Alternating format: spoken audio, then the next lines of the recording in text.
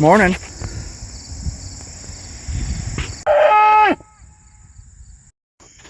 Hey guys, welcome back to the series on rebuilding my 2440, and this is part 2. I'm going to be doing a voiceover here just to explain a couple things while you watch me play with my bull and mow some of the electric fence that we have around our 11 acres of pasture here. So just keep in mind when you're watching this video series that some of these videos are not necessarily in chronological order because, you know, things change, plans change. The more you tear something apart, the more you realize, yeah, I need to go deeper. So yeah, there'll be things that I'm showing function checking on that aren't necessarily ready to go back in place, but waiting on parts and things like that. I get to them when I can get to them. So thanks for checking out the video again, and this is covering the some of the high-low replacement parts that we've had to order, then the PTO clutch, bowl gear, pressing that off and repressing it in the correct orientation for a non-high-low tractor. Again, since this is coming from a high-low tractor to a non-high-low tractor, we've had to repress that bowl gear.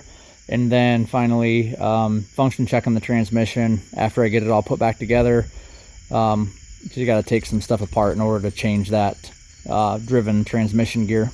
So again, thanks for stopping by, and enjoy this video, and I'll bring you a third when the time comes. Thanks. Okay, so this table of junk parts, essentially, from this point down, okay, all of this stuff from here over has been replaced, literally been replaced by these two shafts right here. This is the entire, see if I can bracket it here. This here, all the way over, is the high-low assembly. Okay? Again, it's bad. It's beyond bad. Okay? It's beyond bad. So anyways, this is the original PTO drum that comes from the flywheel, the pressure plate, sorry, of the clutch. That has been replaced by this single piece shaft. Okay? And because of the difference in shaft diameter here and what you see here, okay, that is why you have got to change out the entire center section of the tractor, the clutch housing. So again, this diameter here rides in an oil bath bushing. This diameter here rides inside a needle bearing. That's the differences in this clutch housing that I had to replace. So again, that's the oil bath bushing housing in that clutch. That guy back in there is the needle bearing. So you notice there's no oil pipe into the casing like there is on that guy. Okay? Oil pumps are the same for the most part. But anyways, so here's one of the different parts that need to be swapped out when going from a high-low to a standard collar shift transmission. This is the original and the high-low transmission.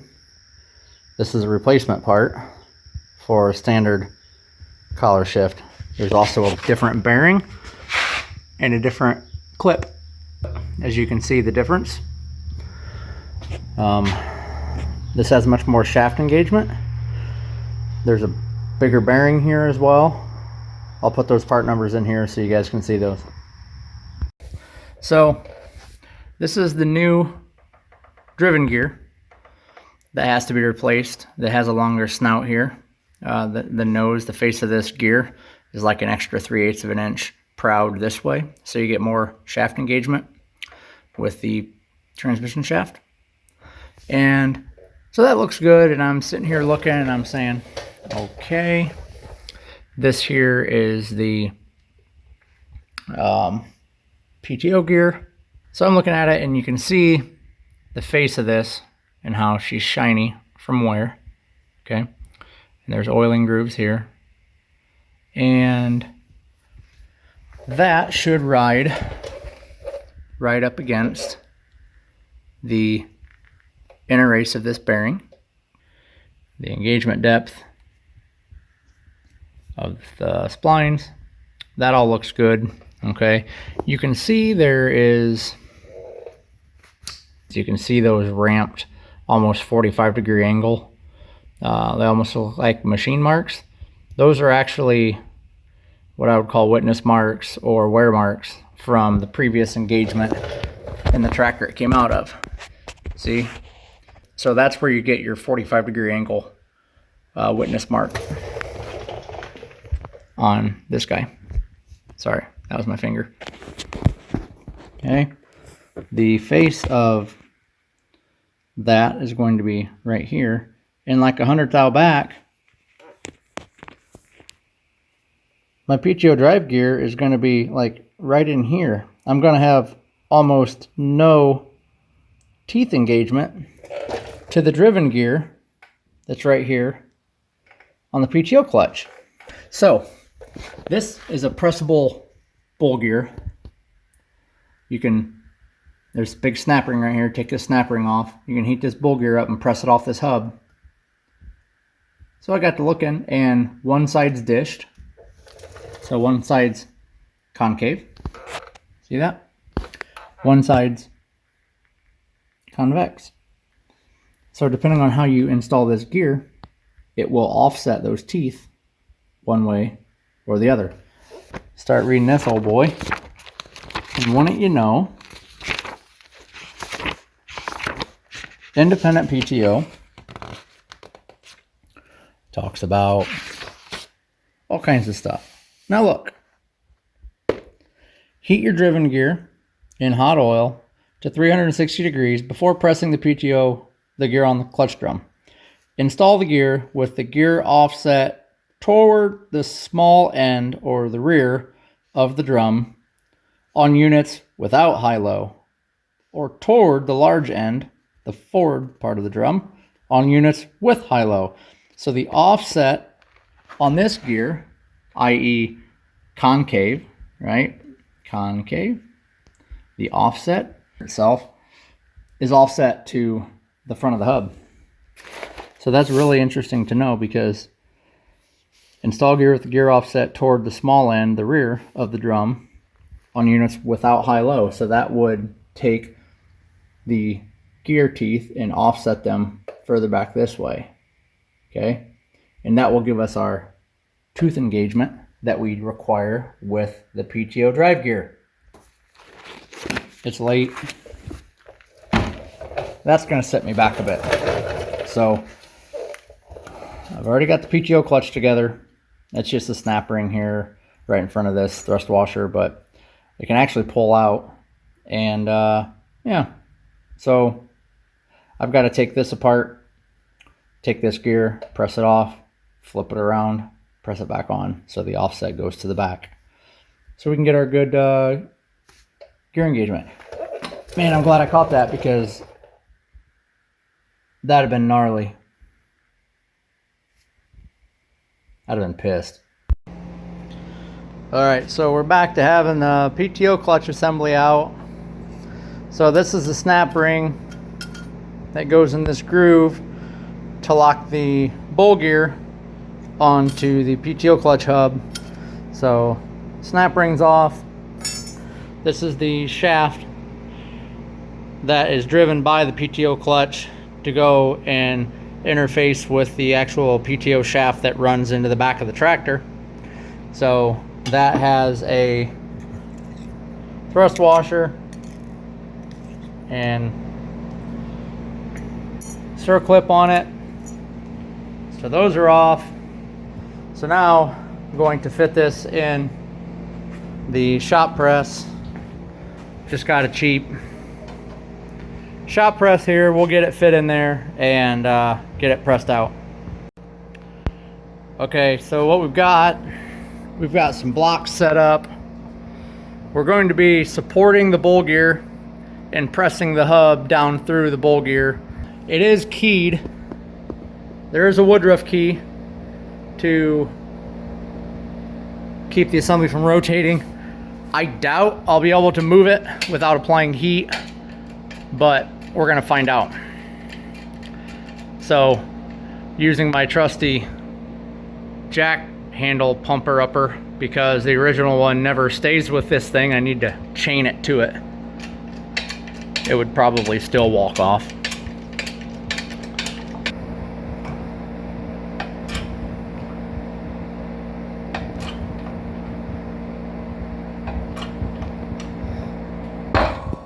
There she popped.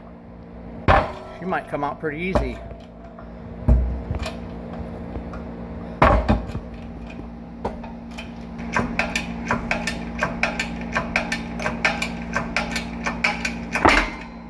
And freedom. Okay, so we've got it set back up in the press after I've flipped the bull gear around. So now we have supported the bull gear, and we're going to be pressing the PTO clutch hub back into the bull gear. Let's see if I can hold the camera without making everybody sick.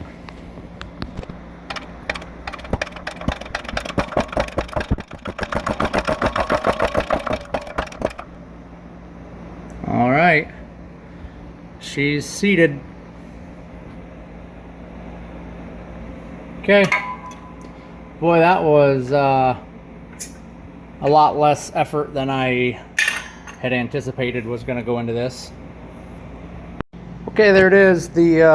We're pressed on enough to where the snap ring groove will engage the snap ring. So we'll get that in. So one way to know, obviously we're up against the shoulder, so the gear can't physically be pressed on any further, but if you take your snap ring and put it in the groove, it should hang in there. That'll indicate we're deep enough. There. Take your snap ring pliers.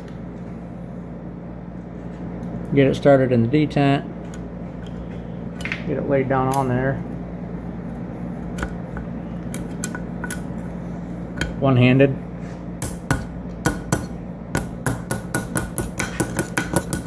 Alright, we're in our groove, right? And that is wonderful. We're going to pulse the PTO clutch with air and see if it functions.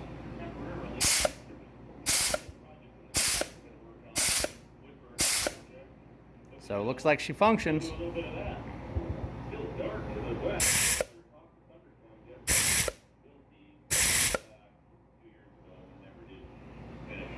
We're gonna call her good. All right, well, here's all your shift shafts and your shifting forks. And so these 24 are 1/4 inch ball bearings for detents, and your 17 are 5/16 ball bearings for detents. Now, why in the world can't you just make one size? I mean, it's a 1/16 of an inch difference. Make them the same size. Because there's a couple quarters. Right? So you see down in there, in that bore, there's a spring. There's a detent spring. So there's one in here. Okay. There's not one in here. There's one in here. And there's one further up inside that housing where the shift shaft goes through. And this here, behind this, there's a pin in here that holds the spring pressure against the detent and the shift shaft. So somewhere along the line, I launched one of the 5/16 ones out into the wild blue yonder at like Mach 5/16. So I don't know where it went. But to get these in their bore against their spring seat, it can be kind of a pain. So for one, why can't John Deere make all the detents 5/16 or 1/4? Okay, but I'll forgive them because in here, in the manual, they describe taking in making a simple tool to aid in installing the detent balls out of a simple 1/2 inch piece of EMT conduit.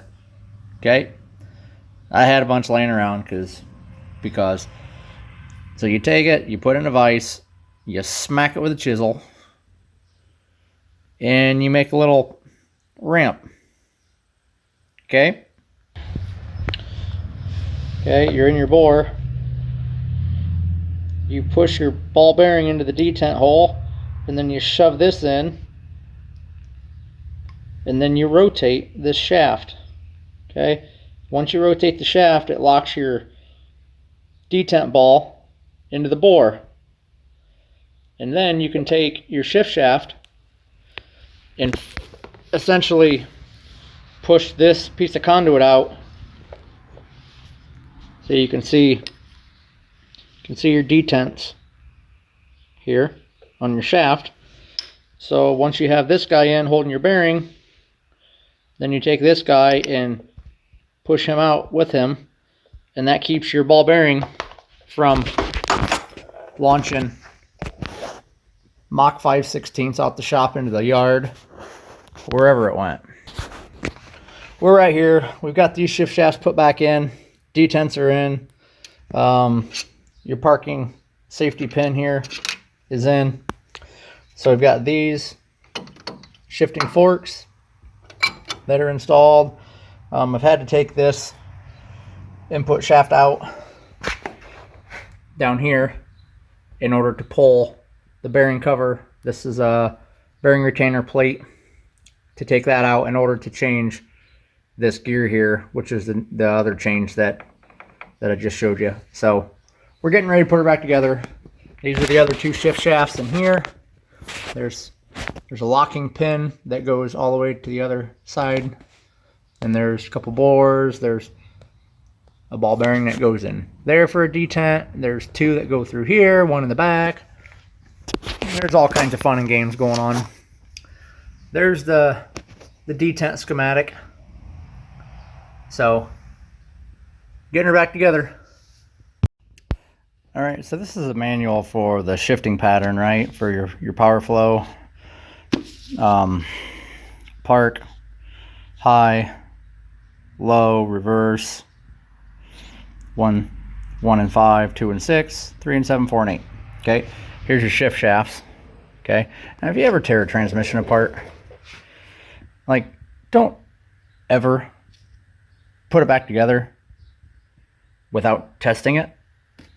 That's kind of rule number one here. I went to school for power sports mechanics, so motorcycles, four-wheelers, jet skis, stuff like that. So this isn't new to me. Transmissions don't bother me, anything like that. But, you know, in school, we were given a box of parts.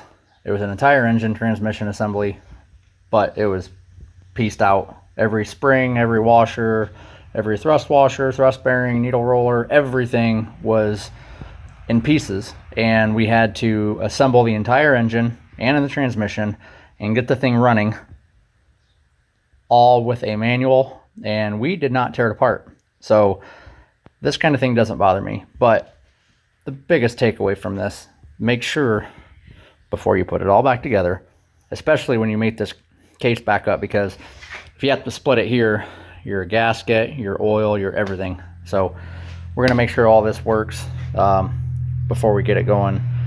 The way this is, left shaft over and up is in park. Okay, so if the shaft was in here and you moved it over and up, that would push this shaft back to the case. So put him in neutral, put him in park. Okay, transmission is disengaged. Okay, input shaft is spinning. Drive gear and transmission is not engaged with the rest of the transmission. Okay, we're in park. That's park. Now, coming out of park, we'll put it in. Where'd my leverage go? There it is. Leverage. Okay. There's center position. So you can move your stick back and forth. Yep, we're centered. Okay. Now if you come forward on that, which would be stick left and back, that would be 2. Okay. So we should have movement. Okay. So the input shaft turns. The transmission gearing turns. Your ring gear turns. Okay, we know that's forward gear. And then you've got your various linkages here for different speeds. Okay, so what we're going to do, so that's neutral. So we're spinning the transmission, but we're disengaged with the pinion. We're in 2, so that's going to be 5th gear. Okay, we're going to go over and up to be 1 or 5, so that's going to take the right shift shaft and shove it back. Okay, so that'll be 5th gear because we're in 2. So it's a very close gear ratio here. Not much movement in the drive shaft gets the tractor rolling. Okay, so that's 5. So then if we put it back into neutral, okay, and then we take the other shaft and push it back into the tractor. That's a range selector. So in this case, the shaft would be over and up. Over and up for your range selector would be 1. So we would be in 1st gear now with this gear selector in 1 to 5. Low range, 1st gear. This should be a high gear reduction. So lots of movement in the transmission input shaft, but very little movement on the ring gear. So we're just going to go through and make sure the high-low works in each gear.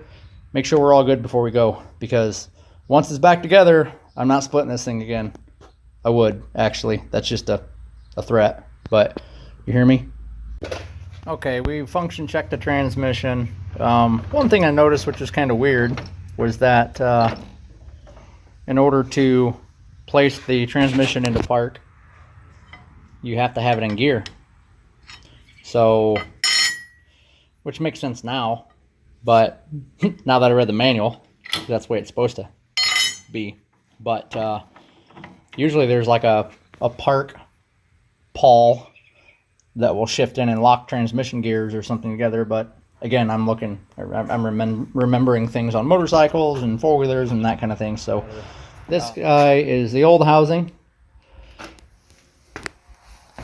and I went and picked up the new housing today. So all the way from Florida to the great state of Ohio.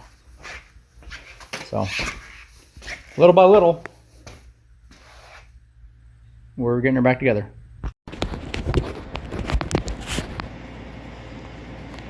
Okay, so as you guys can see, we've got a much better tooth engagement now.